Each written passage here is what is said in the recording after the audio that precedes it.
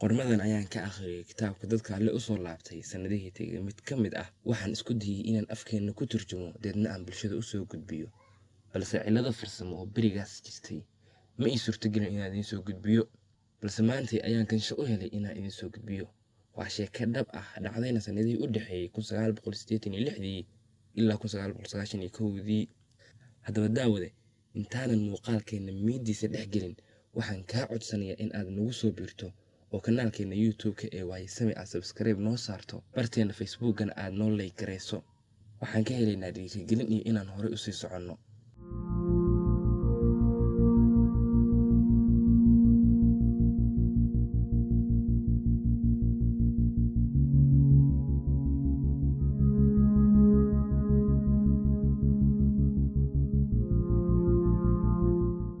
Jay Michel waxa uu ahaa 36 jir ka tirsanaa hay'ad adeegayaal ah oo ka timid galbeedka Jarmalka si ay uga shaqeyso Soomaaliya waxaana laga maarmaan noqotay in loogu yeero mashruuca qaran ee lagula dagaalamayo cudurrada indho-la'aanta Michelna waxa uu ka mid ahaa kuwa ugu wanaagsan kormeerka kooxda kalkaaliyaasha caafimaadka maareynta mashruuca qaran ee lagula dagaalamayo cudurrada indho-la'aanta ka sokow howlgalka dhabta ah ee uu Soomaaliya u joogo waxa uu ahaa hay'adda Masiixiinta Geeska Afrika maadaama uu ahaa wadaad Kristaan doctorna ahaa haddaba daawade mashruuc walba oo kaalmo reer galbeed ah waxaa jira dana gaar ah oo ku lamaan waana halka aad ka fahmayso warcelinta weydiinta ah maxaa dan iigu jirta inaan ku kaalmeeyo ma ahan aragti shirqool iyo inay cididabin inoo dhigayso balse waa dhabta maankaaga ku weydiinayo in qof bani aadana oo dan iyo hawl leh inuu hanti iyo waqti ku bixiyo inuu adiga ku kaalmeeyo oo uu dantiisii iyo hawlihiisiiba uu kaaga soo tago haddaba hubaashii hawl kala jirto maankaaga ka dahsoon barashada waayuhu waa wax aynu ka fahmayno timaadada iyo taagantaba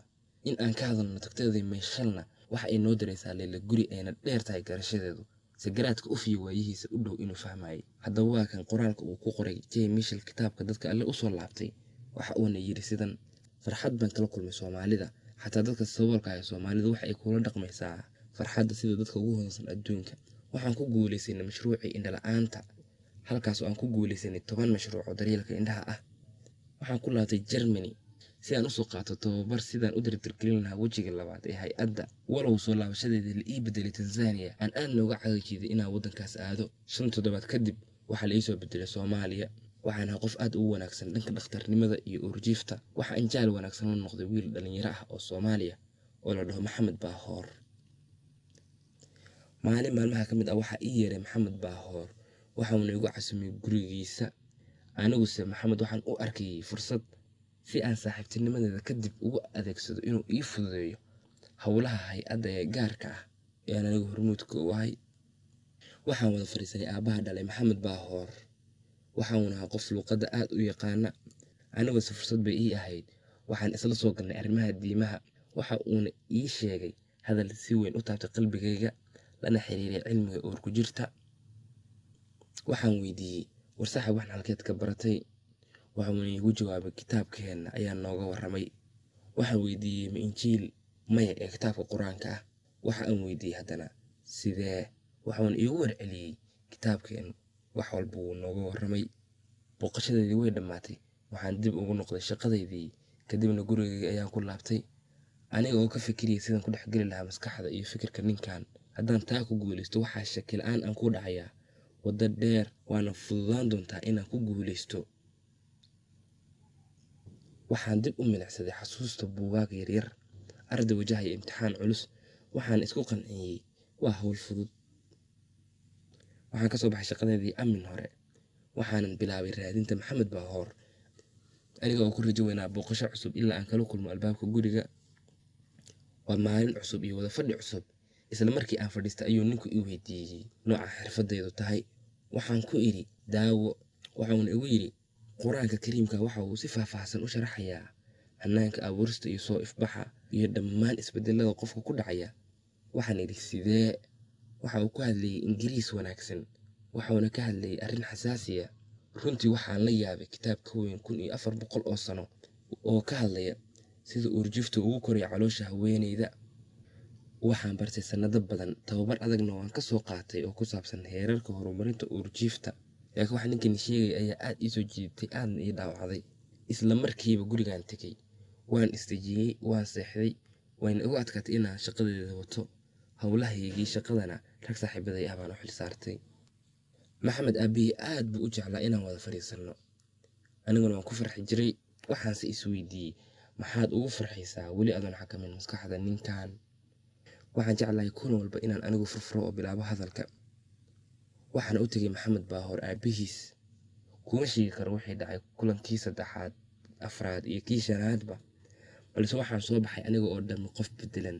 waxaan u tegayaa ninkan oo waxaan si buuxda ugu diyaargaroobayaa dhageysiga ninkan, hadalkiisa, daacadnimadiisa iyo awoodiisa sarreysa ee sharxidda iyo caddaynta.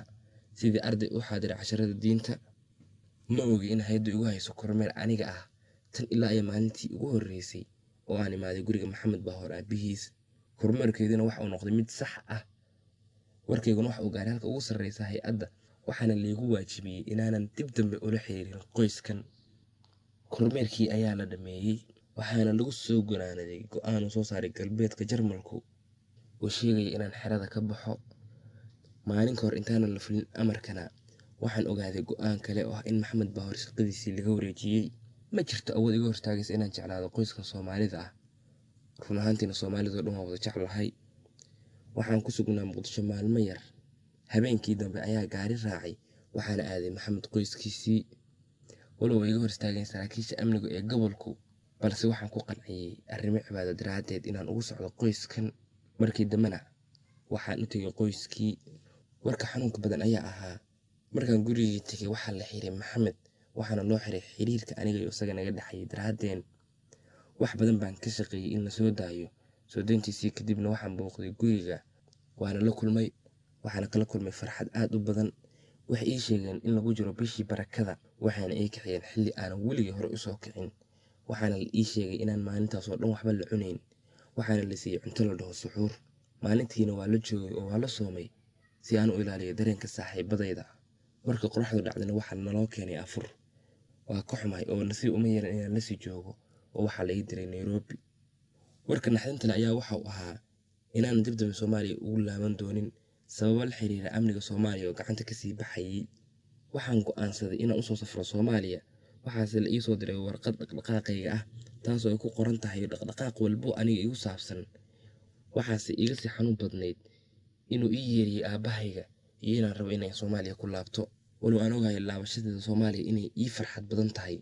waxa ugu weyn ee guriga maxamed ku bartayna waxay ahayd waa inaan dhex galo diinta Islaamka iyo dhaqamada muslimiinta, waxna aan ka barto kitaabka Quraanka ah.